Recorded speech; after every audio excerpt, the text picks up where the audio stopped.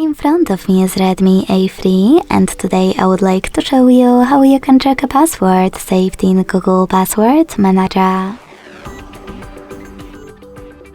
Begin by launching Settings and scrolling down to access Passwords and Accounts. Then hit this gear next to Google under Autofill service. Click on Google Password Manager and click on any password that you wish to check. Now enter your current screen lock.